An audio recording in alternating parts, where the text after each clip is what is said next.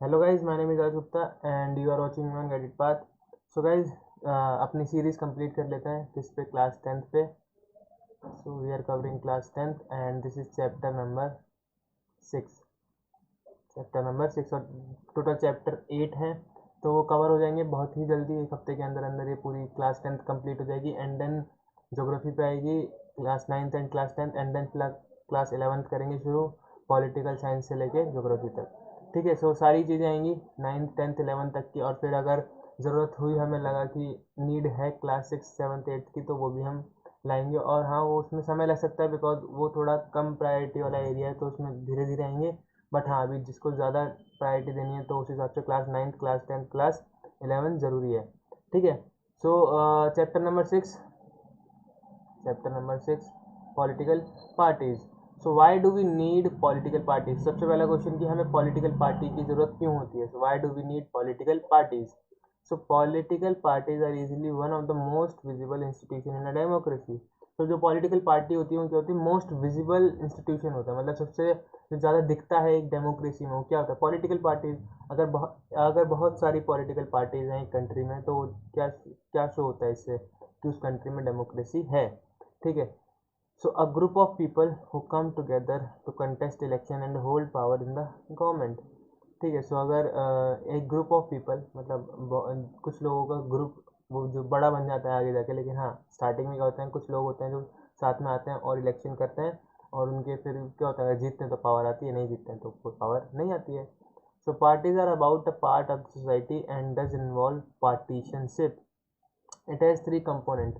तो इसके पास 3 कंपोनेंट्स होते हैं। एक पॉलिटिकल पार्टी के 3 कंपोनेंट्स होते हैं, the leaders, the active members and the followers. तो लीडर्स मीन्स जो लीडर्स होते हैं, प्रॉपर लीडर्स, ठीक है, जो पार्टी को मेन चलाते हैं। The active members and the followers. Followers like हम किसी एक पर्टिकुलर पार्टी को फॉलो करते हैं तो हम उसके फॉलोअर्स हैं, और कहीं ना कहीं हम भी एक बहुत बड़ा रोल प्ले करते हैं उन पार्टी की पॉपुलैरिटी में, उन पार्टी को जिताने में।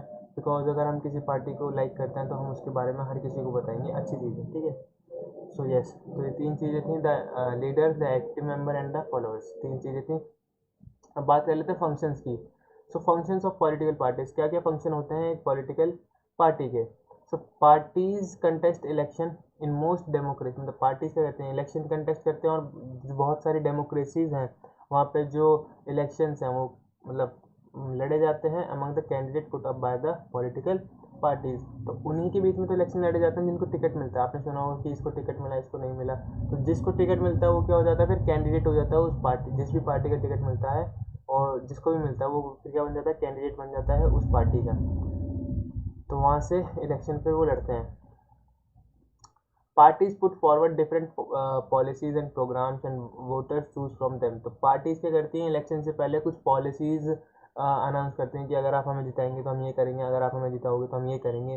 तो ऐसी चीज़ें वो बोलते हैं, और फिर जो वोटर्स होते हैं उनको उनमें से चुनना पड़ता है कि हम किस पॉलिसी की तरफ जाएंगे। A party reduces a vast multitude of opinions into a few basic position which it support।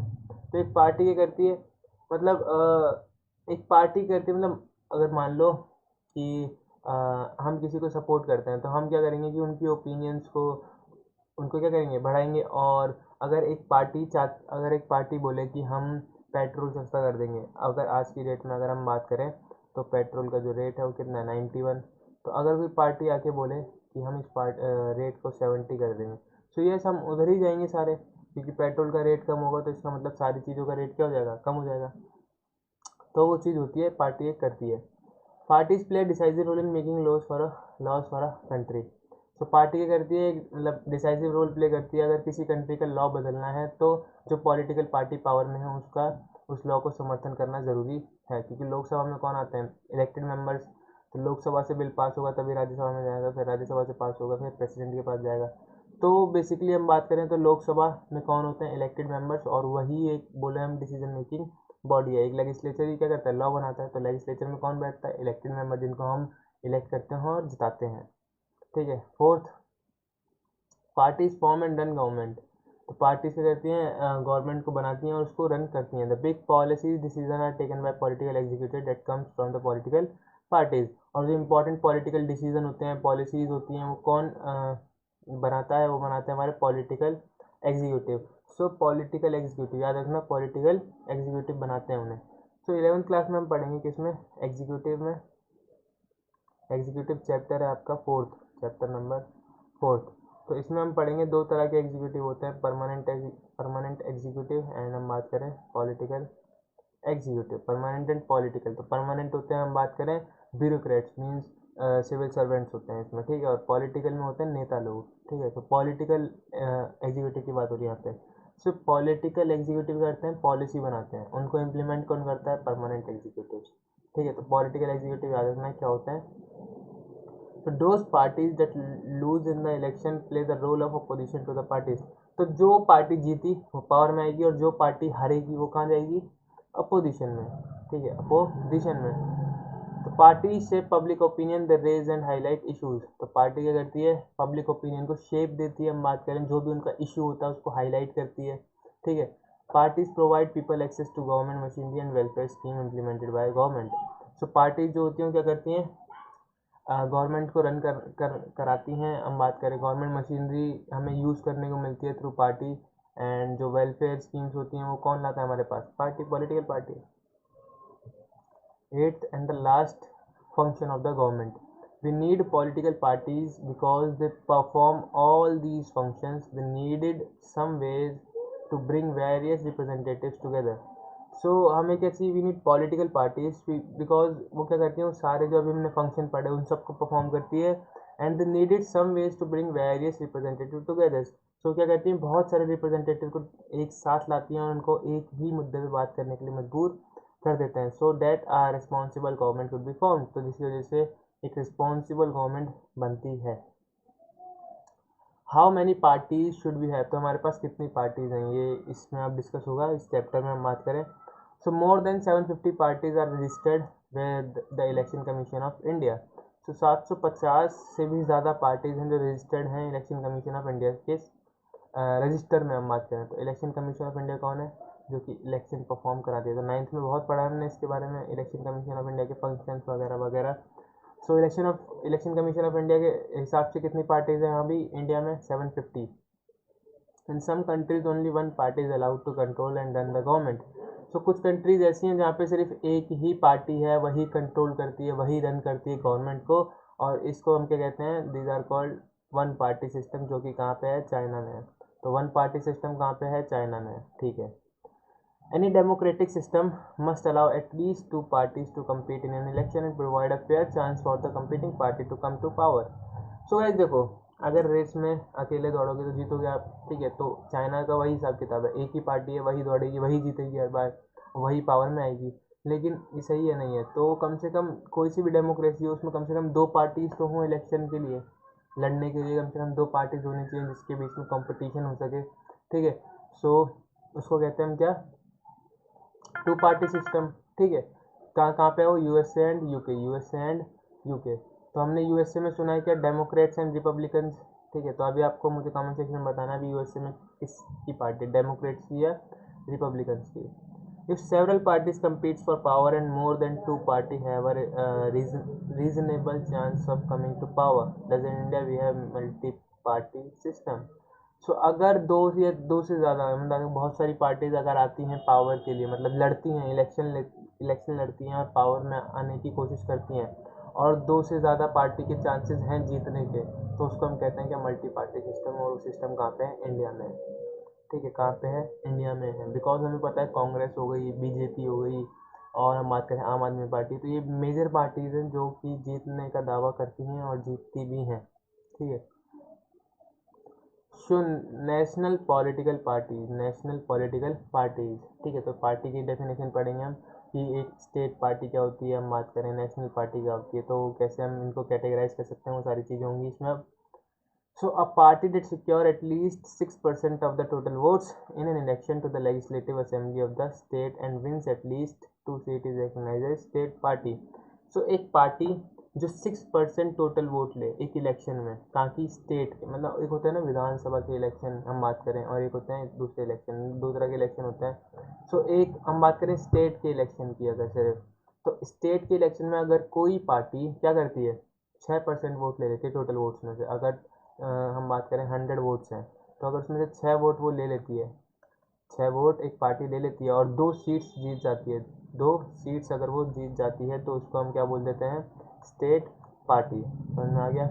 उसी हिसाब से नेशनल पार्टी क्या होती है, नेशनल पार्टी वो होती है जो 6% ले ले total vote in Lok Sabha election, किसमें, लोकसभा इलेक्शन में। और यहाँ पे क्या था, assembly of a state, legislative assembly of a state में, ठीक है। तो इलेक्शन में डिफरेंस है, नेशनल पार्टी का बोलेंगे जब 6% वोट मिलेंगे लोकसभा में, और स्टेट पार्टी का बोलेंगे जब 6% वोट मिलेंगे स्टेट लेजिस्लेटिव असेंबली में, ठीक है। एंड उनको 4 स्टेट्स में, मतलब इन 4 स्टेट, तो 4 स्टेट में उन्हें 6% से ज़्यादा वोट लेने पड़े, मतलब 6% वोट लेने पड़ेंगे और कम से कम 4 सीट लेनी पड़ेंगी लोकसभा में। तो लोकसभा में 543 सीट्स होती हैं, तो इसमें से उन्हें सिर्फ 4 सीट्स लेनी है to become a national party, to become a national party, simple, ठीक है। अब बात कर लेते हैं कुछ पार्टीज़ की जो कि इम्पोर्टेंट हैं। तो गाइज मैं बात करूँ, ये इम्पोर्टेंट इतनी नहीं है बिकॉज आपको इनके बारे में बुक में मिल जाएगा, ठीक है। बुक में ढूंढोगे तो इन्फॉर्मेशन मिल जाएगी, बिकॉज ये सिर्फ इन्फॉर्मेशन है, ज़्यादा कुछ है नहीं। और मैंने कुछ ही पार्टी के बारे में लिखा है जो कि मुझे लगा कि इम्पोर्टेंट है।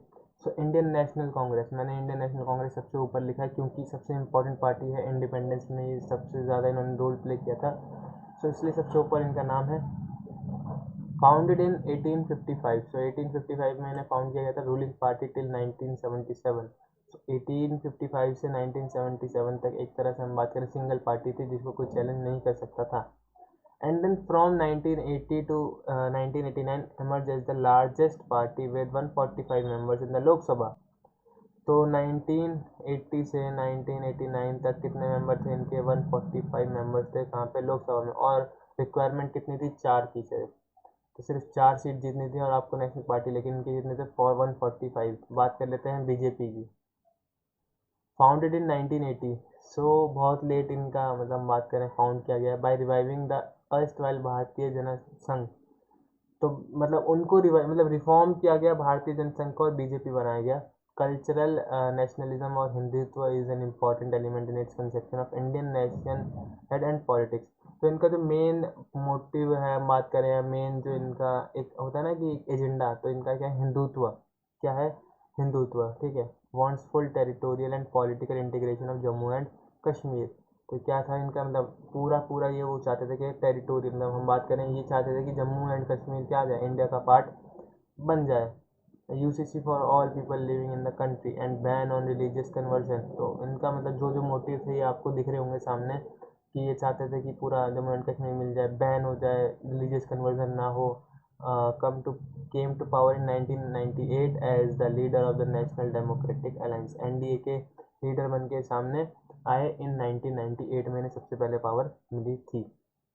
तो बहुत सारे काम इन्होंने कर दिए, जम्मू एंड कश्मीर को इंडिया का पार्ट बना दिया, बैन लग गया है अभी रिलीजियस कन्वर्जन पर। हम बात करें किसके नाम से, लव जिहाद एक लॉ पास हुआ था, तो कन्वर्जन इसमें मना कर दिया गया। तो बहुत सारी चीज़ें उन्होंने कर ली है, बट हाँ बहुत सारी चीज़ें गलत भी करते हैं, तो कोई बात नहीं। बीजेपी, बहुजन समाज पार्टी हम बात करें, formed in 1984 under the leadership of Kanshi Ram, ठीक है। तो ये 1984 में बनी थी आफ्टर बीजेपी, और लीडरशिप किसकी थी, कंसी राम की। Formed government in UP several time, UP में बहुत बार ये आई है पावर में। In the Lok Sabha election held in 2004 it polled about 5% vote and secure 1980 the Lok Sabha. तो कब, इन 2004, मतलब 2004 के इलेक्शन में इनको 5% वोट्स मिले थे टोटल और 19 सीट्स मिली थी लोकसभा में। नेक्स्ट पार्टी CPIM, बहुत सारी पार्टी मिलेंगी लेकिन मैंने कम लिखी है यहाँ पे, CPIM और एक CPI। CPIM मतलब मार्क्सिज्म, ये मतलब मार्क्सिज्म फॉलो करते हैं, आप सर्च कर सकते हो गूगल पे, आपको मतलब पता चल जाएगा। ये फॉर्म हुई थी 1964 में। और अब बात करें हम CPI की, तो फॉर्म हुई थी 1925 में। Became week after the split in the party इन 1964। तो ये वीक हो गए थे कब, 1964 में, जब इन्हीं का एक पार्ट ये बन गया जो मार्क्सिज्म फॉलो करते थे, ठीक है। तो हम बात करें CPI से ही CPIM बना है। 1925 में CPI बना था और CPIM बना है 1964 में after the split from CPI। NCP formed in 1999। So what are the challenges? Now look at the challenges.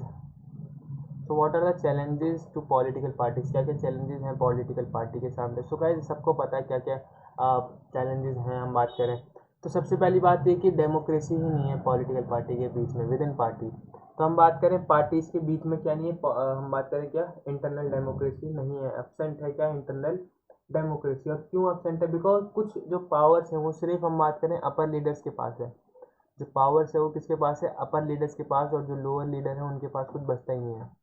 सो ये इसमें क्या है, एक थोड़ा सा हम बात करें, थोड़ी सी दिक्कतें हैं पॉलिटिकल पार्टीज में।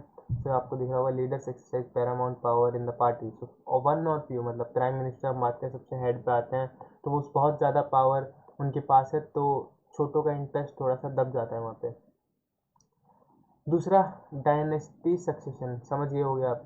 डायनेस्टी सक्सेशन मतलब कुछ पार्टीज ऐसी भी हैं जहाँ पे जो कंट्रोल है पार्टी के ऊपर वो किसी एक फैमिली का ही है, ऑफ वन फैमिली ओनली।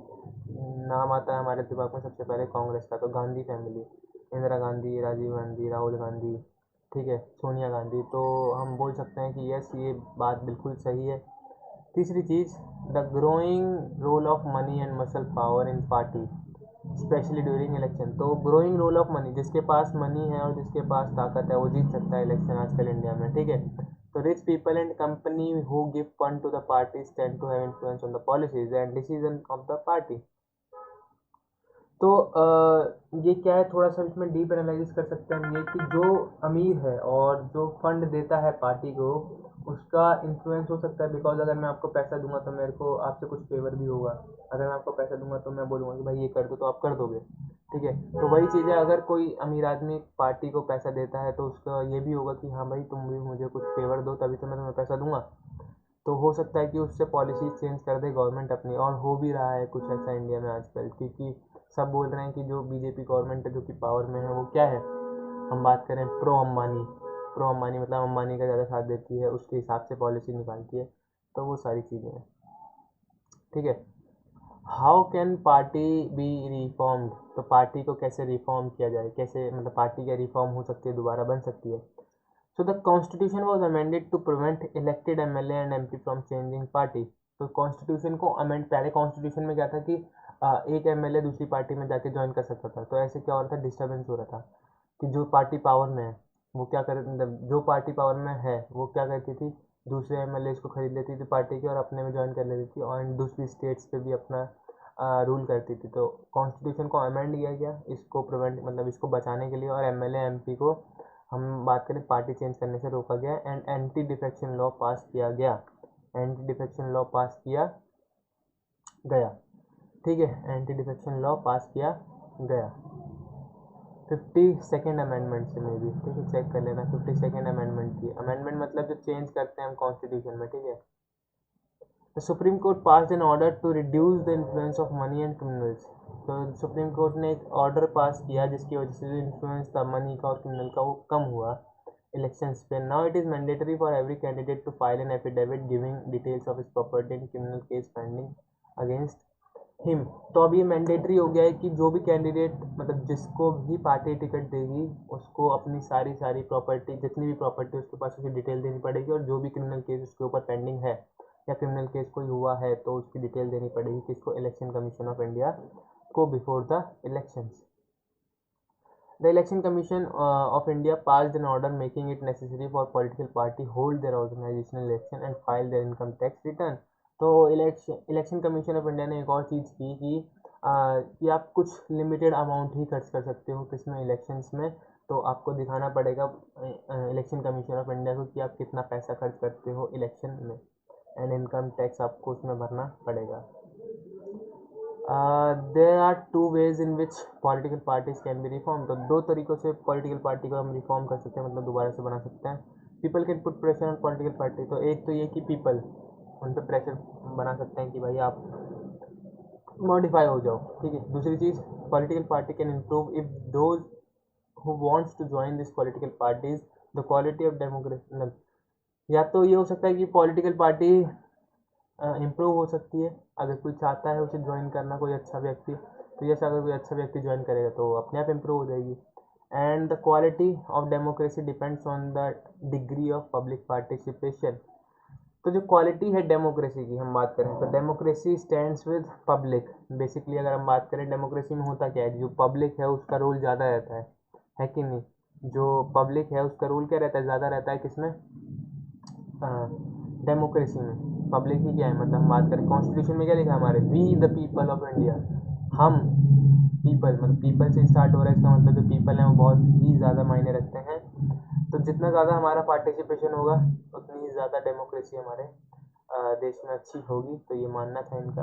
तो ये था हमारा चैप्टर, हम बात करें पूरा chapter number 6 political parties. And मिलते हैं अगले चैप्टर के साथ, तब तक के लिए tata bye bye and be safe in this corona time and thank you.